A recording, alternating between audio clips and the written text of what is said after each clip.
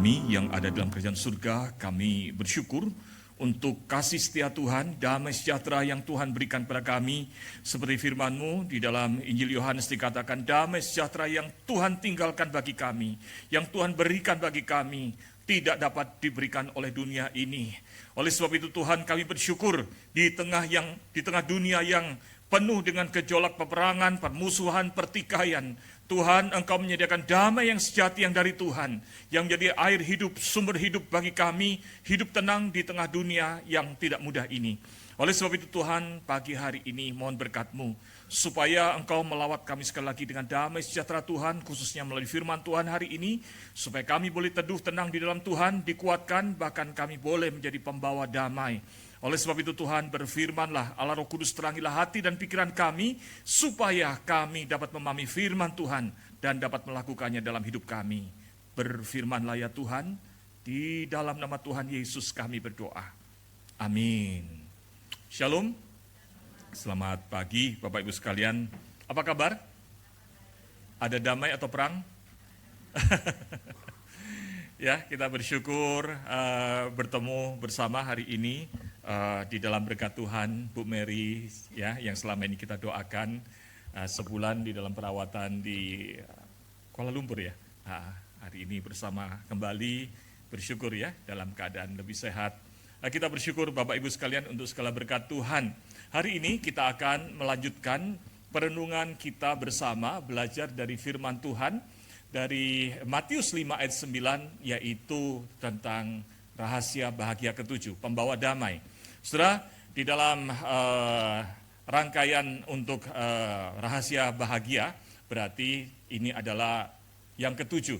Minggu depan ke-8 sebelum kemudian kita masuk ke dalam pra-Jumat Agung. Mari kita baca bersama ayat kita yang akan kita renungkan bersama hari ini. Dari Matius 5 ayat yang ke-9, mari kita baca bersama-sama. Bila saudara bisa berbahasa Mandarin tidak apa-apa, karena sudah tersedia dalam bahasa Mandarinnya. Ya, kita baca bersama-sama sambil nanti kita hafal. Ya, 1, 2, 3. Berbahagialah orang yang membawa damai, karena mereka akan disebut anak-anak Allah. Gampang ya menghafalnya? Bisa menghafalnya? Ada yang bilang susah menghafalnya? Kalau susah menghafalnya berarti gampang menerapkannya. Kita hafal pelan-pelan ya. Berbahagialah orang yang membawa damai, karena mereka akan disebut anak-anak Allah. Gampang kan ya? Tutup mata, kita baca sama-sama menghafal. 1, 2, 3. Berbahagialah orang yang membawa damai, karena mereka akan disebut anak-anak Allah. Amin.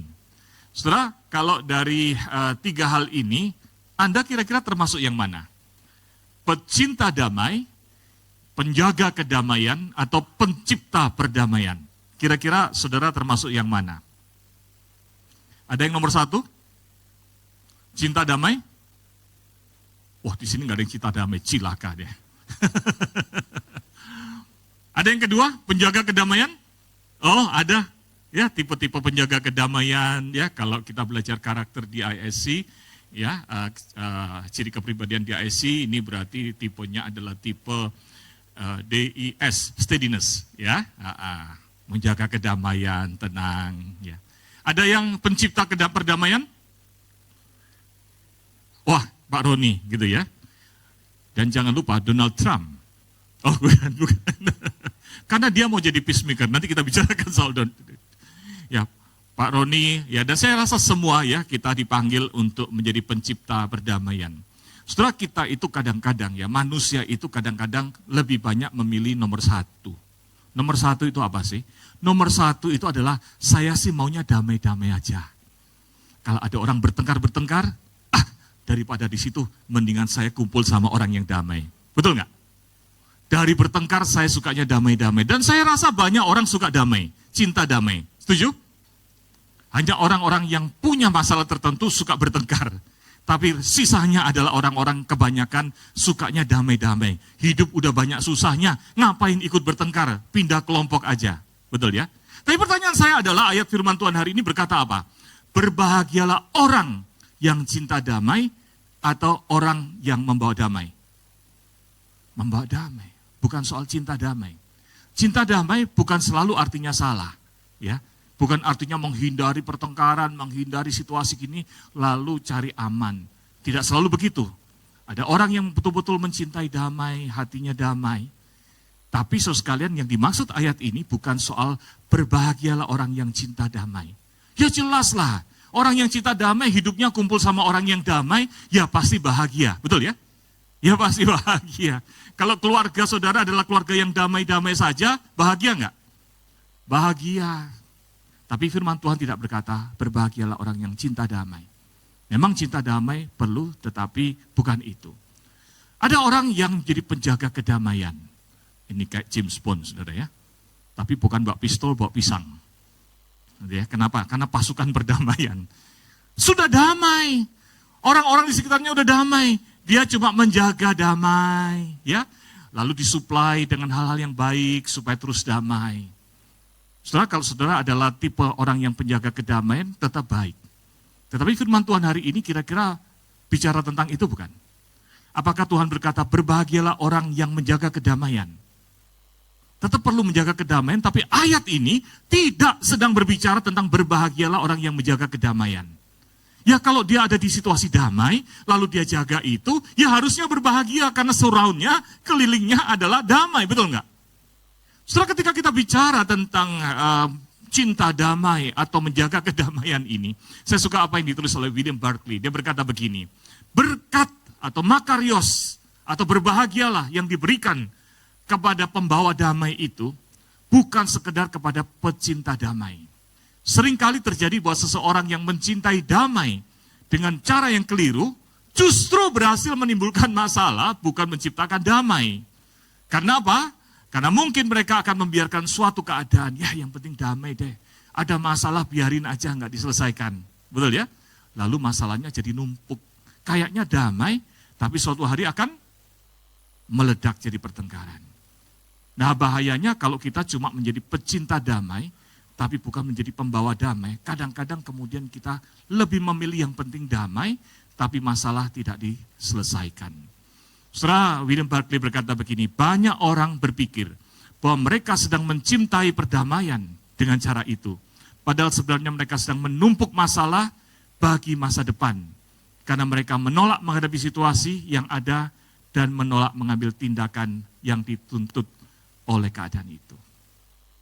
Jadi, saudara sekalian, ayat ini fokusnya justru kepada membawa damai. Di dalam bahasa Yunaninya menggunakan kata eirene poios. Eirene itu artinya damai atau damai sejahtera. Kalau bahasa Ibraninya adalah shalom. Bahasa Yunaninya adalah eirene.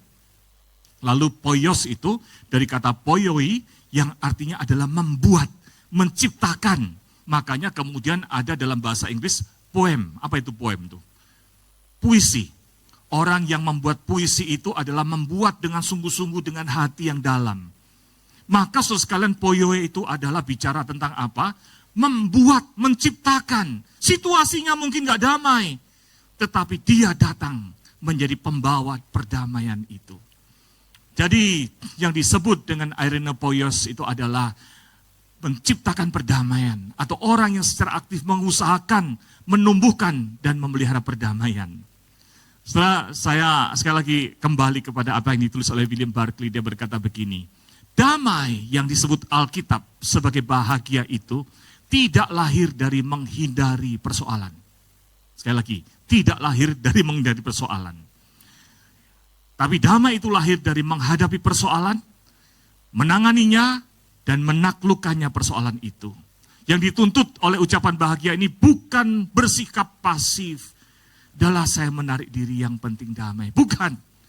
Tetapi adalah satu tindakan yang aktif. Tidak takut menghadapi kesulitan, terhadap konflik.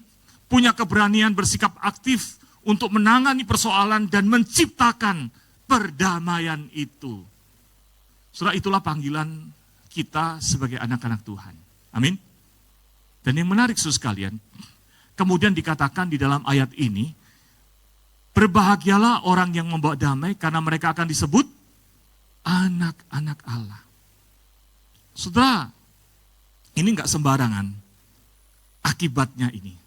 Ya, berkatnya, bahagianya itu adalah disebut anak-anak Allah. Kenapa sih kok disebut anak-anak Allah itu penting? Saudara, di dalam tradisi Ibrani, itu tidak dikenal kata sifat atau keterangan gitu ya, yang kuat. Jadi adjektif itu tidak ada secara kuat. Maka untuk menggambarkan seorang itu sifatnya seperti apa, seringkali dipakai anak titik-titik. Orang yang suka damai disebut anak damai. Makanya ada nama Barnabas. Bar itu artinya anak, Nabas itu dari kata nebaha, yaitu pembawa damai. Makanya Barnabas yang kita kenal di dalam Kisah Para Rasul, sebetulnya nama aslinya Yusuf. Tapi orangnya baik banget. Sehingga kemudian kemana-mana kalau dia datang orang merasa adem. Orang yang bertikai jadi damai. Orang yang lagi punya masalah menjadi lebih tenang, teduh. Maka namanya tidak lagi Yusuf. Orang mengenal dia sebagai, oh ini adalah anak perdamaian itu. Orang yang membawa damai. Maka namanya jadi Barnabas. Cuma satu kali disebut namanya Yusuf. Sisanya Barnabas.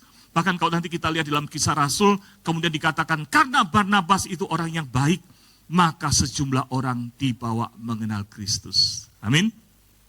Nah, itu tradisi di dalam Ibrani. Yaitu bahwa ketika seseorang memiliki sifat yang kuat atas tertentu, maka disebut anak titik-titik. Sebetulnya agak mirip sama orang Jakarta. Betul nggak? Orang Jakarta kalau lagi di kendaraan, lalu kemudian kita lagi nyetir, tiba-tiba ada kendaraan yang ngebel-ngebel, siksak-siksak, tutut wok-wok gitu ya. Pakai sirino dan sebagainya, lalu marah-marah dan sebagainya. Dia yang salah malah kita yang dimaki, betul ya? Biasanya, bukan kita ya, supir angkot akan bilang anak titik-titik ya. Nah, kita nggak berani ngomongnya ya. Macam-macam, ada anak S titik-titik, T titik-titik, N titik-titik gitu ya.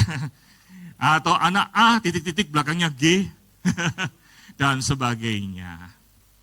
Saudara, jadi sifat anak titik-titik itu bukan bicara langsung tentang keturunan, tapi bicara tentang satu tindakan atau karakter yang dimiliki oleh seseorang yang mirip dengan apa yang ada disebut setelah kata anak itu. Dalam hal ini ketika disebut anak-anak Allah, maksudnya apa? Maksudnya adalah satu, bahwa orang-orang yang membawa damai ini, yang menciptakan perdamaian ini, adalah orang-orang yang memiliki karakter dan sifat yang sama dengan karakter ilahi dari Allah sendiri. Amin.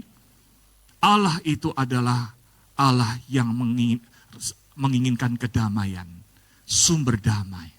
Tuhan Yesus sendiri disebut apa? Di dalam Yesaya 5 dikatakan apa?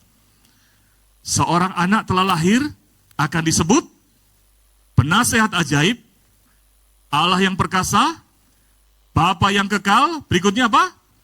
Raja damai, amin. Raja damai. Kristus Yesus sendiri adalah Raja damai. Dan yang dilakukan oleh Sang Raja damai adalah turun ke dalam dunia. Untuk apa? Menjadi pendamaian antara manusia yang berdosa, yang terpisah dengan Allah. Oleh karena dosanya, diperdamaikan dalam salib Kristus kepada Allah. Amin.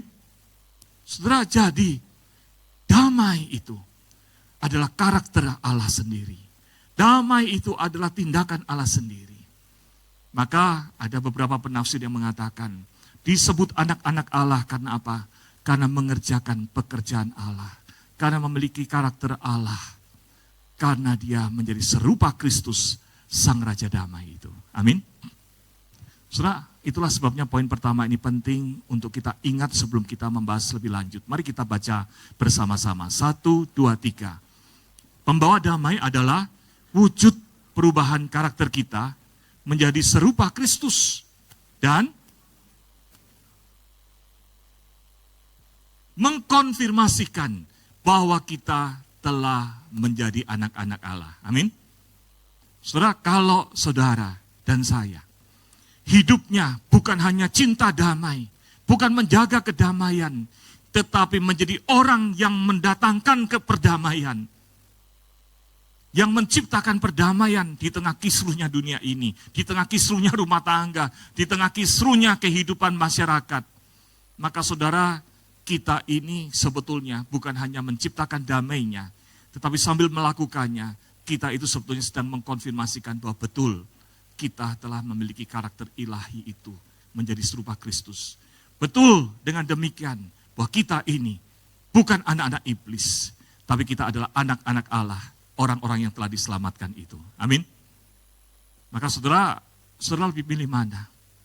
Datang, dan kalau datang kita malah bikin ribut, atau kita datang, dan kedatangan kita mendamaikan, dan orang mengatakan terima kasih, kehadiranmu adalah kehadiran pembawa damai. Engkau adalah anak-anak Allah, karena memiliki sifat ilahi itu. Karena engkau menjadi serupa Kristus, menghadirkan Kristus, damainya Kristus di tengah dunia ini. Saudara, di dalam Efesus, mari kita lihat Efesus. Di dalam Efesus 2, saudara sekalian, ketika Paulus mengkritik jemaat Efesus, situasi jemaat Efesus adalah situasi jemaat yang sedang ada gap antara Yahudi dan non-Yahudi. Karena Efesus adalah kota di luar wilayah Israel, daerah wilayah Romawi. Banyak komunitas Kristen di situ yang juga adalah orang Yunani. Ada yang Yahudi. Mereka mulai bertengkar, mereka mulai saling membanggakan diri. Saya ini adalah orang dekatnya Tuhan. Kenapa? Karena saya orang Israel, keturunan Abraham. Walaupun Kristen, dia membanggakan keturunan itu sebagai orang dalam, ordal. Betul ya? Karena dia adalah ordalnya orang Yahudi. Tuhan Yesus lahir dari keturunan Yahudi. Kalau begitu saya ordalnya. Tapi yang Yunani membanggakan mereka sebagai orang yang berpengetahuan, sebagai orang yang lebih tinggi martabatnya. Karena zaman itu budaya Helenisme, budaya Yunani itu begitu kuat dan dibanggakan. Lalu kemudian teguran dari firman Tuhan adalah seperti ini. Mari kita baca bersama bertanggapan ayat genap dan ganjil. Ayat genap saya bacakan, ayat ganjil Bapak Ibu sekalian, mari kita baca Efesus 2 ayat 14. Karena dialah damai sejahtera kita yang telah mempersatukan kedua pihak dan yang telah merubuhkan tembok pemisah, yaitu perseteruan.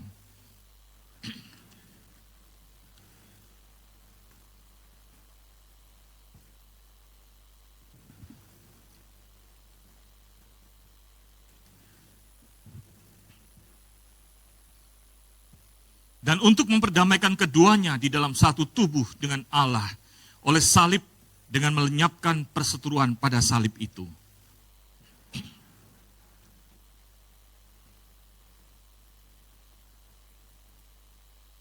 Karena oleh dia kita kedua belah pihak dalam satu roh beroleh jalan masuk kepada Bapa.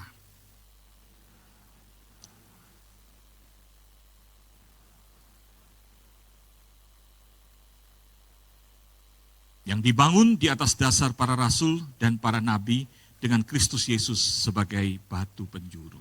Amin. Setelah ketika situasi jemaat ada dalam keadaan segregasi, ada perpisahan, bukan perpisahan, ada jarak gitu ya, ada akur, saling membanggakan diri, ada pengelompokan. Maka firman Tuhan mengingatkan begini, jangan lupa loh, kita itu dulu jauh semuanya dari Tuhan, orang yang terpisah. Tapi karena salib Kristus, karena Kristus yang disalibkan, pertama, kita itu diperdamaikan dengan Allah. Amin. Dan kalau kita sudah diperdamaikan dengan Allah semuanya, berarti kamu sama saya. Sama. Kita ini satu keluarga kerajaan Allah. Maka harusnya apa? Damai yang dari Kristus itu menjadi pemersatu. Damai yang dari Kristus itu menjadi sumber damai yang disalurkan kepada sesama. Amin. Itu yang disebut apa yang kita terima secara vertikal dari Allah di dalam Kristus Yesus. Damai, pengampunan itu kita salurkan kepada sesama kita secara horizontal. Saudara, hal itu menghantar kita kepada pemahaman penting tentang bagaimana harusnya kita itu atau bagaimana caranya kita itu boleh menjadi pembawa damai. Saudara, banyak teori tentang bagaimana membawa damai. Ada sebagian teori yang baik dan benar, nanti saudara diskusikan di dalam home group. Ya, hari ini saya tidak mengajarkan detailnya bagaimana cara berdamai, tapi ada satu prinsip yang baik. Yaitu apa? Apa yang kita terima secara vertikal dari Tuhan, pengampunan diperdamaikan oleh Tuhan itu harusnya kita nikmati, mewarnai cara kita hidup dan kita salurkan kepada orang lain. Ketika kita merasa, saudara sekalian, bahwa kita nggak bisa ngampuni orang, maka kita belajar, bagaimana ya saya tidak bisa mengampuni orang, padahal saya ini adalah orang yang berdosa, yang sudah Tuhan ampuni. Kalau Tuhan sudah ampuni saya, maka saya, ya Tuhan, harusnya belajar mengampuni orang. Amin. Saudara, ada satu tulisan menarik dari Leon Morris di dalam bukunya terkait dengan Injil Matius ini. Dia berkata begini, deep peace with God which leads to real peace with people. Damai yang mendalam dengan Allah itu harusnya menuntun kepada damai yang sejati dengan sesama. Amin. Orang yang tidak bisa berdamai, orang yang suka bertengkar, orang yang tidak bisa mengampuni, saya khawatir jangan-jangan dia belum mengalami damai dengan Tuhan. Hatinya selalu gelisah. Hatinya merasa dirinya sebagai sebagai sumber kebenaran. Makanya lihat orang lain salah melulu, betul ya? Makanya kemudian suka bertengkar. Kenapa? Karena dia menganggap dialah tokoh penting dalam hidup dia. Padahal di hadapan Tuhan sebetulnya kita ini nggak ada apa-apanya. Kita ini orang berdosa yang harusnya dimurkai bahkan masuk neraka. Tapi kita ini diampuni Tuhan. Ketika kita dibenarkan, di dalam Roma itu dikatakan dibenarkan menggunakan kata dikaiosune. Itu bukan artinya kita ini orang benar. Tapi kata dibenarkan itu adalah dianggap benar. Kita yang masih berdosa, Tuhan anggap benar. Tuhan ampuni, Tuhan pulihkan, sehingga hari ini sekalipun kita masih ada jatuh bangunnya, bagi kita telah tersedia keselamatan, surga bagi saudara dan saya. Amin. Saudara, kalau kita sadar tentang hal itu, kita merasakan damai yang dari Tuhan. Kita waktu menyanyi, memuji Tuhan di gereja merasakan damai itu. Ada tadi lagu, damai di hatiku seperti sungai yang mengalir. Betul ya?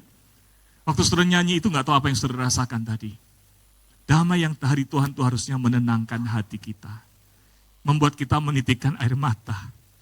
Tuhan terima kasih. Saya orang yang harusnya dikutuk, dimurkai, dihukum. Tapi Tuhan, Engkau kasih saya. Engkau mengampuni saya. Engkau memulihkan kembali ya Kristus hubungan saya dengan Allah. Sehingga saya boleh disebut anak-anak Allah. Kalau saudara merasakan damai yang seperti itu, yang mengalir, yang menyegarkan hidupmu, maka saya yakin saudara dapat mengalirkan damai itu kepada sesama. Amin. Maka saudara, poin kedua ini penting. Mari kita baca bersama-sama. 1, 2, 3. Nikmati karya Kristus yang telah mendamaikan kita dengan Allah.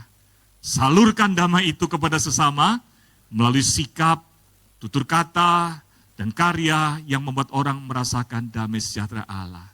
Amin.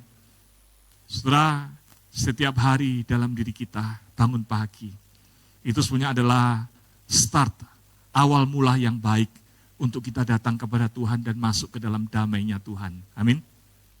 Belum banyak persoalan kan? Pagi hari bangun, makanya baca Alkitab, doa, nikmati damai itu. Jangan nikmati YouTube dulu, jangan nikmati WA dulu. Kadang-kadang begitu buka WA, bos di kantor jam 3 pagi udah marah-marah. Jangan datang terlambat hari ini ya, siapkan ini itu, betul ya? Setelah buka WA jadi stres, betul ya? Atau setelah buka WA ada orang tagih hutang. Ya, enggak damai saudara. Setelah bangun pagi boleh saya buka handphone, saya juga sama. Pagi hari saya biasakan buka handphone. Tapi yang saya buka adalah Gemah, gerakan membaca Alkitabnya GKY. Renungan pagi, baca Alkitab. Baca, renungkan, doa. Saudara boleh nyalakan YouTube, silakan. Setel lagu yang indah. Hati damai. Betul ya? Jangan pagi-pagi buka YouTube, lalu nonton dulu Jokowi ijazahnya asli atau enggak. Adanya berantem. Buka YouTube, isinya peperangan. Tambah stres. Kenapa tidak saudara mulai dengan damai? Menikmati damai yang dari Tuhan. Nyanyikan lagu tadi. damai di hatiku seperti sungai yang mengalir. Haleluya Tuhan. Hari ini saya memulai hidup. Ada peperangan, ada kesulitan, tapi saya ingin mengawali dengan damai. Saya yakin melewati hari itu, kekuatan yang dari Tuhan, kasih-Nya yang seperti sungai, damai yang seperti sungai, akan mengalir di dalam diri saudara dan kepada sesama. Amin. Saudara, tapi harus disadari memang, bahwa ketika kita datang di tengah dunia, kita itu adalah datang di tengah dunia yang tidak damai, yang bergejolak. Apalagi Tuhan ingin kita datang memberitakan kebenaran. Baik itu firman Tuhan, Injil, maupun kebenaran nilai-nilai kerajaan surga di tengah dunia ini. Maka saudara sekalian, ada satu tulisan menarik dari seorang profesor, Michael Brown, dia berkata begini, tidak diragukan lagi kita akan dipanggil untuk berdiri, menentang ketidakbenaran, dan dengan demikian kita mungkin menjadi musuh. Jadi ketika kita menegakkan kebenaran, kita juga mungkin akan menjadi musuh dari ketidakbenaran itu. Kita juga akan dipanggil untuk bersuara melawan ketidakadilan dan dosa. Sehingga mungkin orang yang berdosa, yang tidak adil, melakukan perlawanan sehingga kita menjadi musuh. Hal itu tidak bisa dihindari. Namun jangan lupa, pada saat yang sama, kita dipanggil untuk mengusahakan perdamaian, rekonsiliasi, pengampunan, dan kesatuan yang sejati. Saudara, kita tidak bisa pungkiri, dunia kita sedang perang, banyak pertikaian, betul ya? Dan kalau kita menyatakan kebenaran, kadang-kadang kita menjadi seperti bermusuhan atau mendapatkan musuh. Paulus sendiri berkata, apakah dengan menyatakan kebenaran aku menjadi musuhmu? Itu kata Paulus. Paulus mengalami hal itu dan saudara dan saya juga mengalami. Maka saudara sekalian, poin ketiga dan yang terakhir, saudara sekalian, satu poin yang perlu disadari, yang harus dapat kita lakukan secara praktis, saudara sekalian, di tengah-tengah dunia yang seperti itu, sebagai pembawa kebenaran. Mari kita baca bersama-sama, 1, 2, 3. Jangan bertengkar dan perdamaikan orang yang bertengkar. Amin. Walaupun dunia ini penuh pertengkaran, walaupun ketika kita menyatakan kebenaran, kita kemudian seperti mendapatkan musuh. Tapi saudara, yang penting jangan pernah menempatkan diri sebagai orang yang bertengkar. Amin. Jangan bertengkar. Makanya dalam Efesus 4 ayat 15 dikatakan, speak the truth in love. Nyatakan kebenaran itu dengan kasih, bukan dengan bertengkar. Dan yang berikutnya adalah apa? Perdamaikan orang yang bertengkar. Ingat, pembawa damai itu adalah bertindak aktif, memperdamaikan. Saudara, saya selalu mengingat salah satu tokoh dunia yang menjadi idola saya, yang menjadi orang yang puluhan tahun sudah menjadi panutan, menjadi refleksi bahwa ini loh seharusnya orang Kristen yang baik. Adalah seorang yang baru meninggal setahun kemarin dalam usia 100 tahun, yaitu Jimmy Carter, saudara. Saudara, saya mengenal informasi tentang Jimmy Carter adalah ketika saya sekitar usia 10 atau 11 tahun. Setelah waktu saya membaca berita hari itu, saya terkesan dengan seorang presiden Amerika. Saya masih ingat, masih ada dalam visual saya gambar kartun presiden yang adalah petani kacang. Tapi yang lebih dari itu adalah apa yang dia lakukan, saudara. Jimmy Carter, saudara sekalian, itu lahir di tanggal 1 Oktober 1924 dan baru meninggal setahun kemarin di bulan Desember, ya, tepatnya 29 Desember 2024 dalam usia 100 tahun. Nah, saudara, apa yang menarik buat dia ini? Saudara, dia adalah seorang Kristen yang baik sekali. Dia adalah seorang guru sekolah minggu yang mulai melayani menjadi guru sekolah minggu sejak usia 18 tahun.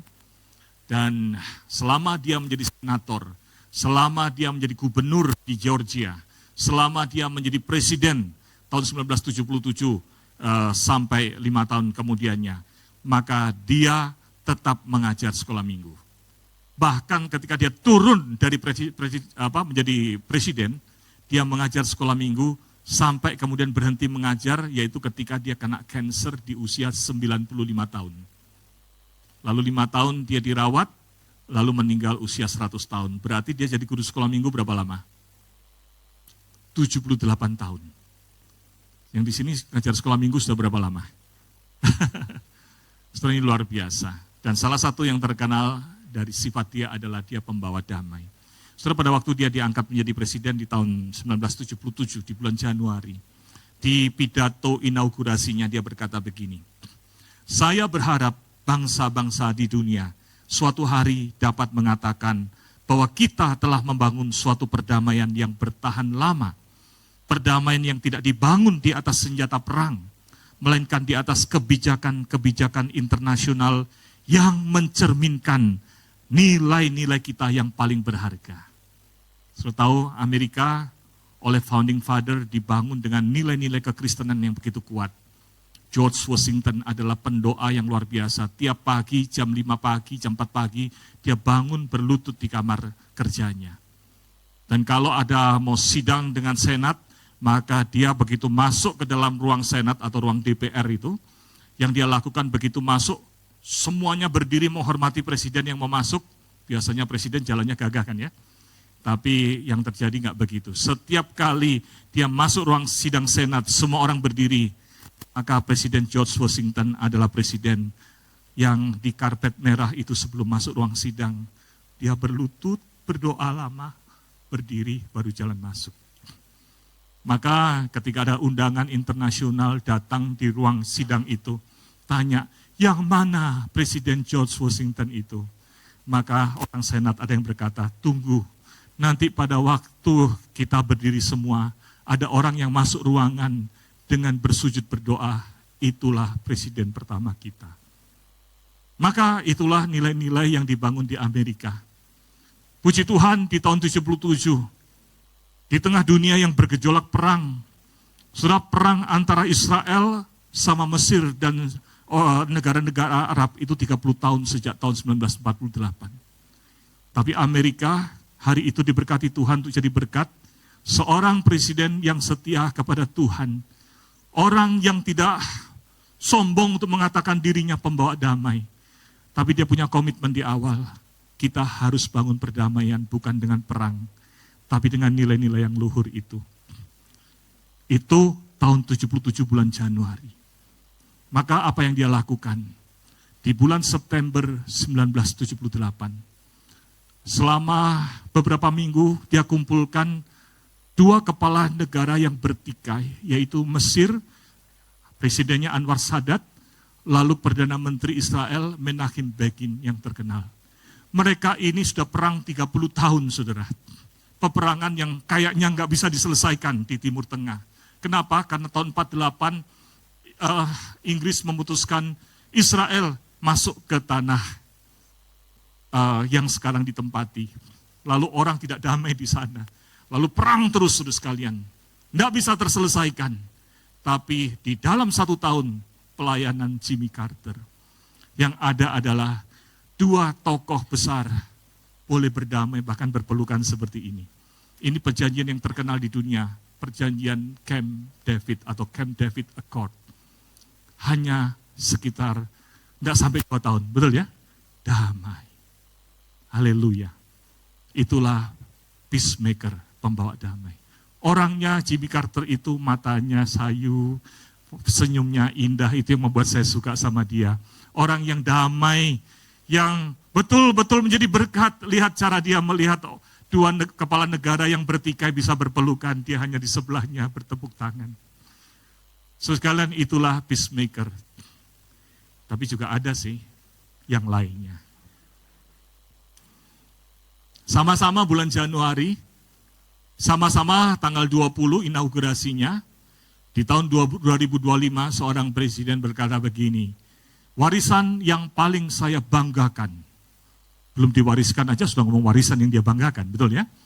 Adalah menjadi seorang peacemaker dan pemersatu. Itulah yang saya inginkan, menjadi pembawa damai dan seorang pemersatu. Itu bulan Januari 2025. Selanjutnya ceritanya, bukan saya yang ngomong.